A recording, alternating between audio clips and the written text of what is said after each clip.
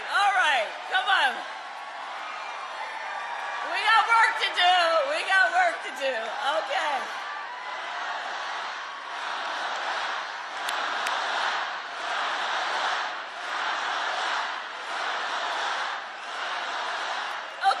Okay. Thank you. Thank you, everybody. Thank you, everybody. And I want to thank all of the leaders who are here. Thank you all for taking time out of your busy lives to be here this evening. And for all of us to be together. Can we hear it for Senator Fetterman? Your next state attorney general, Eugene DePasquale. Mayor Schember. Bob Casey, who could not be here tonight because he's out doing what he needs to do to get reelected to the United States Senate.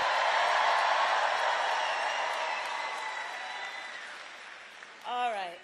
Okay, let's get to work. Let's get to work. Okay. Okay, so here's the thing, Pennsylvania, we got just 22 days until Election Day. 22 days.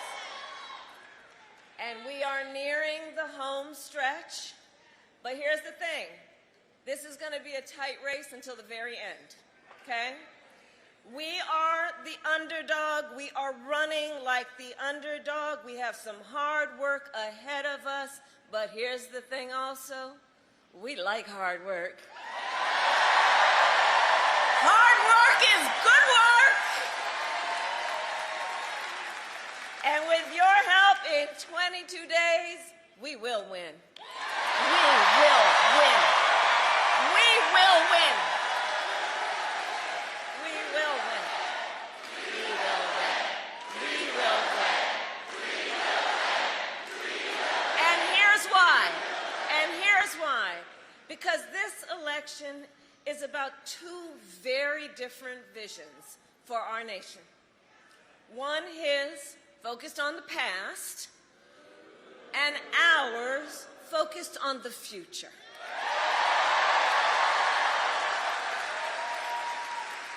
We are focused on issues that matter most to families across America, like bringing down the cost of living, investing in small businesses and entrepreneurs, protecting reproductive freedom, and keeping our nation secure. But that is not what we hear from Donald Trump. Instead, it is just the same old tired playbook. He has no plan for how he would address the needs of the American people and American families. He is only focused on himself. Well, folks, it's time to turn the page. It's time to turn the page. Turn the page. Because America is ready to chart a new way forward. And America is ready for a new and optimistic generation of leadership. Which is why Democrats, Republicans, Independents are supporting our campaign. Because we need a president who works for all the American people. We are all in this together. And as you all know, this has been the story of my entire career. My entire career, I've only had one client, the people.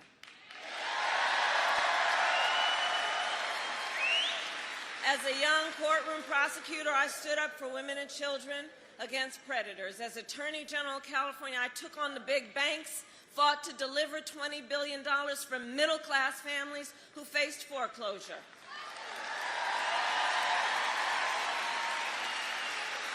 I stood up for veterans and students who were being scammed by for-profit colleges. For workers who are being cheated out of the wages they were due. for seniors facing elder abuse. And it is my pledge to you as president, I will always fight for all the American people. Always. And together, we all will build a brighter future for our nation. Together. We will build a future where we have what I call an opportunity economy, where everyone can compete and have a real chance to succeed, not just to get by, but to get ahead.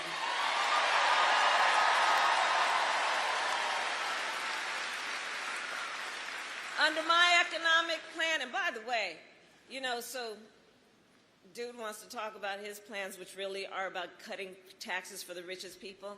Please do check out the Wall Street Journal or Goldman Sachs or the 16 Nobel laureates or Moody's, who have all analyzed the plans and said mine will strengthen the economy, his will make it weaker.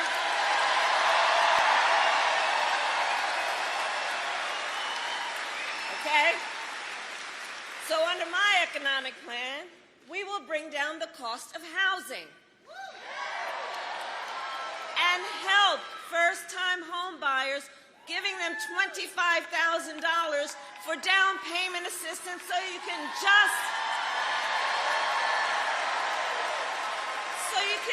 get your foot in the door. You'll do the rest. You'll save up. You'll work hard, but just to help people get their foot in the door. We will help entrepreneurs start and grow small businesses. How many small business owners do we have here? I love our small businesses. You guys know it's part of my story. You know, my mother worked hard. We lived in an apartment above a daycare center, and it was owned by yes, daycare centers, bless you. And it was owned by Miss Shelton, who we think of and thought of as our second mother. And she was a small business owner. And Miss Shelton, she was like all of you who do this work. You are business leaders, but you are community leaders. You are civic leaders. You mentor. You hire locally. I love our small businesses. Small businesses are part of the backbone of America's economy.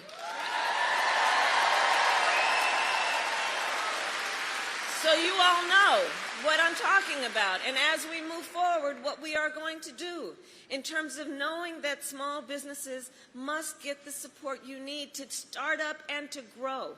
We will expand under my economic policy Medicare to cover home health care for seniors.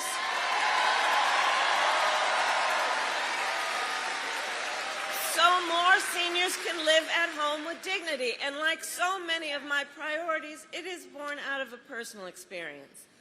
Look, when my mother got diagnosed with cancer, I took care of her. And for any of you who have taken care of someone, a senior in particular, you know what that's like. And it's about trying to cook something for them that they might enjoy eating. It's about trying to make sure that they have something that they can wear that won't irritate their skin, right? It's about trying to, from time to time, find a way to just bring a smile to their face or make them laugh. It's about dignity. It's about dignity.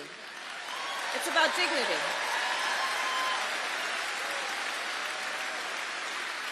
But far too many people who want and need to take care of family members, either you have to leave your job or spend down everything you have to be able to qualify for Medicaid. That's not right. I look at the sandwich generation. So we refer to folks who are raising young children and taking care of your parents, the sandwich generation, right in between. Balancing all of that, it's a lot of pressure. And you need and deserve to have the support to be able to handle all of that in a way that we know you are adding so much to our community, societies, and our economies. So I have a plan, and my plan is to make sure Medicare, not so you have to pay down everything and get on Medicaid, so that Medicare helps pay for home health care. So you can do the work you need to get done in terms of the seniors in your life. Under our plan, we will lower the cost on everything from health care to groceries. Look, I'm going to take on corporate price gouging just like I've done before. I'm going to do it again.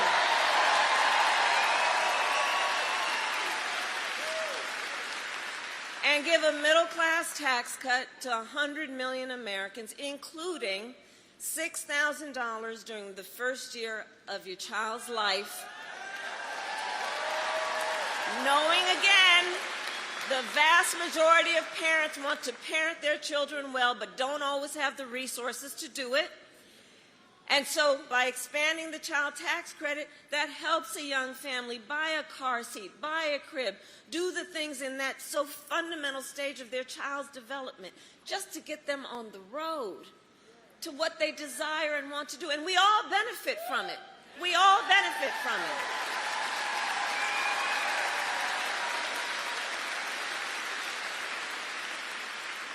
So all of this is to say, I will always put the middle class and working families first. I come from the middle class, and I will never forget where I come from. Never forget where I come from. Never.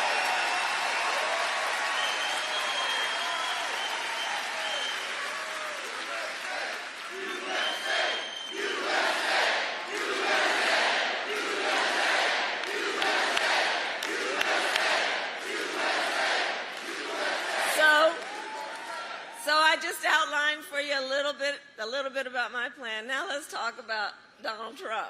Well, he has a very different plan. Take, for example, Project 2025. Just Google it. It is a detailed and dangerous plan for what he will do if he is elected president. You know, y'all probably heard me say, Donald Trump, I think in our collective opinion, certainly mine, is an unserious man. But the consequences of him ever being president again are brutally serious. Brutally serious. So on Project 2025 in his plan, Donald Trump will give billionaires and corporations massive tax cuts like he's done before, cut Social Security and Medicare. The plan on that end is to get rid of the $35 cap on insulin for seniors, to make it easier for companies to deny overtime pay for workers. You got to read the plan. I mean, the fact they put it in writing is a whole other thing to be discussed. And he plans to impose what I call a Trump sales tax, a 20% tax on everyday necessities, which economists have measured will cost the average American family more than $4,000 a year. And on top of all of this, Donald Trump intends to get rid of the Affordable Care Act.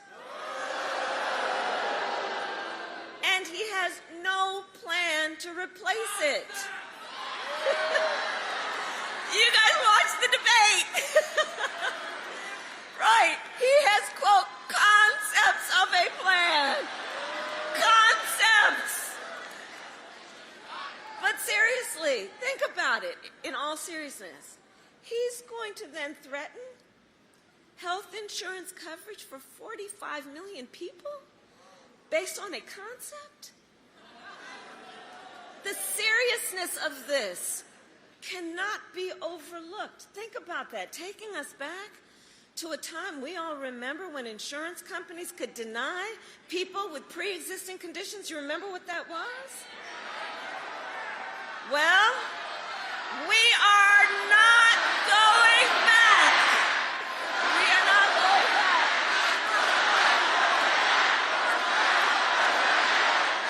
We are not going back. No. And why are we not going back? Because we will move forward.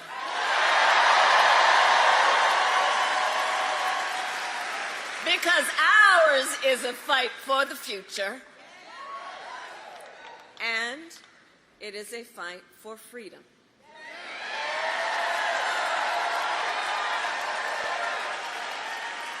Like the fundamental freedom of a woman to make decisions about her own body and not have her government telling her what to do.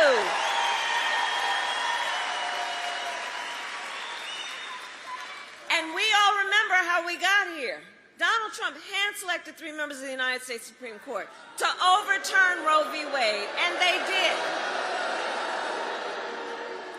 And now in America, 1 in 3 women lives in a state with a Trump abortion ban. Think about that. Many of these bans have no exceptions even for rape and incest, which is saying to a survivor of a crime, of a violation to their body, that you have no right to make a decision about what happens to your body next. That's immoral. That's immoral. And let us agree, one does not have to abandon their faith or deeply held beliefs to agree the government should not be telling her what to do. Not the government. No. No. If she chooses, she will talk with her priest, her rabbi, her pastor, her imam, but not the government telling her what to do. Not a bunch of folks up at a state capitol telling her what to do, as though she doesn't know what's in her own best interest and they know better. Come on. And it is my pledge to you, when Congress passes a bill to restore the protections and reproductive freedom nationwide, as President of the United States, I will proudly sign it into law. Proudly sign it into law.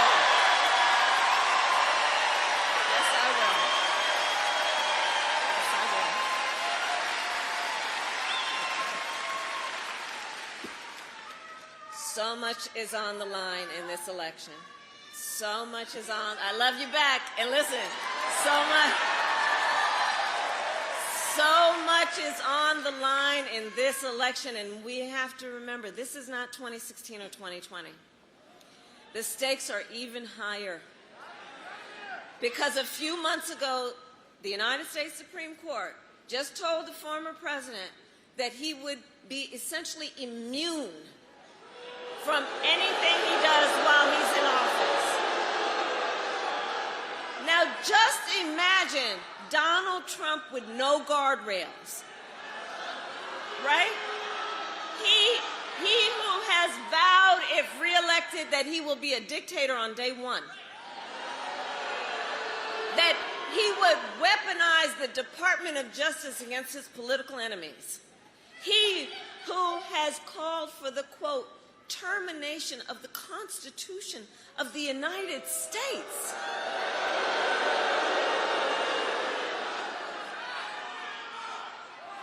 Well. So hold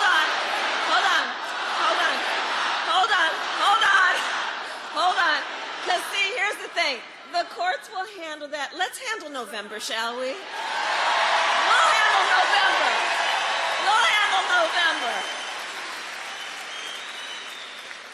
And we are clear. Look, anybody who says they would terminate the Constitution of the United States should never again stand behind the seal of the President of the United States. Never again. Never again. Never again.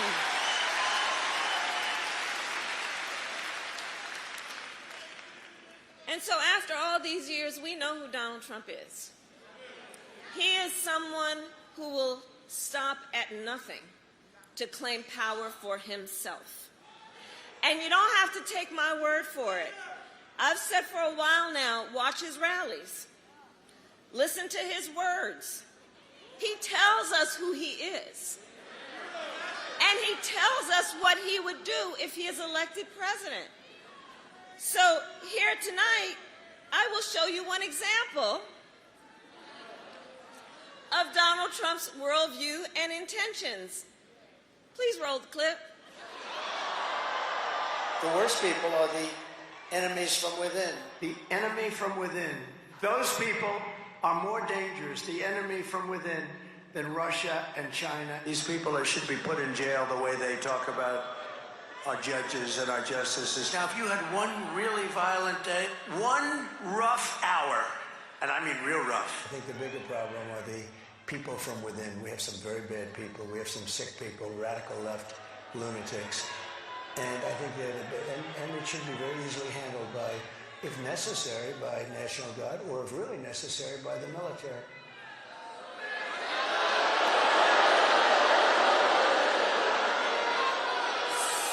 So you heard his words. You heard his words coming from him. He's talking about the enemy within Pennsylvania. He's talking about the enemy within our country, Pennsylvania. He's talking about that he considers anyone who doesn't support him or who will not bend to his will an enemy of our country. It's a serious issue. He is saying that he would use the military to go after them. Think about this. And we know who he would target. And we know who he would target because he has attacked them before. Journalists whose stories he doesn't like. Election officials who refuse to cheat by filling extra votes and finding extra votes for him. Judges who insist on following the law instead of bending to his will. This is among the reasons I believe so strongly that a second Trump term would be a huge risk for America and dangerous.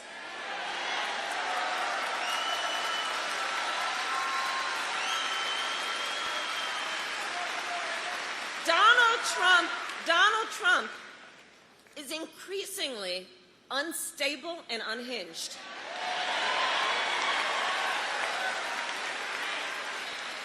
And he is out for unchecked power. That's what he's looking for. He wants to send the military after American citizens. He has worked to prevent women from making their own health care decisions and threaten your fundamental freedoms and rights, like the freedom to vote, the freedom to be safe from gun violence, the freedom to breathe clean air and drink clean water, the freedom to love who you love openly and with pride.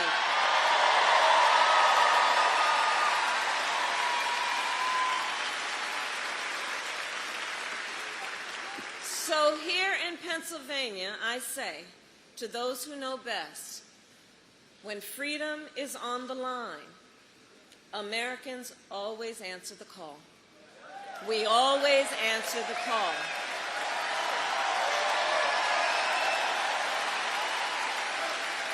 And in this election, vote.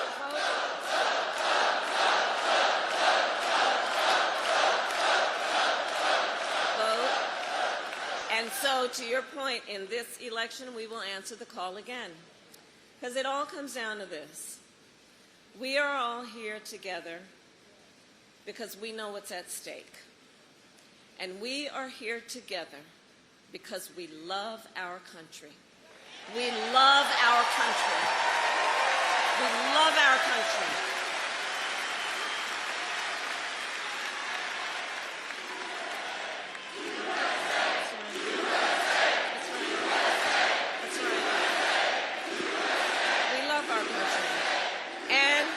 And I do believe one of the highest forms of patriotism that there is, one of the highest forms of patriotism, is to fight for the ideals of our country. That is born out of love of country. To fight to realize the promise of America. So, election day is in 22 days. 22 days. And here in Pennsylvania, early voting has already started. Yep.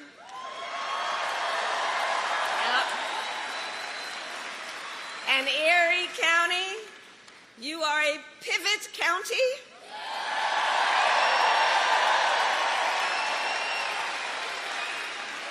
How you all vote, and thank you, because how you all vote in presidential elections often ends up predicting the national result.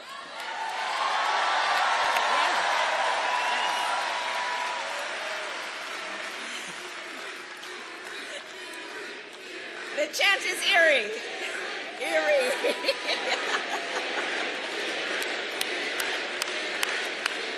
That's right. And so in Erie County, you can vote early in person at the Erie County Voter Registration Office from now until Tuesday, October 29th. And so now is the time to make your plan to vote. And if you have already received your ballot in the mail, please do not wait. Fill it out and return it today or tomorrow, but please get it out. And remember, the deadline to register to vote in Pennsylvania is Monday, October 21st. So if you or anyone you know has not yet registered, now is the time, because, look, the election is here. And we need to organize, we need to mobilize, we need to energize folks, and we need to remind everybody that their vote is their voice, and your voice is your power.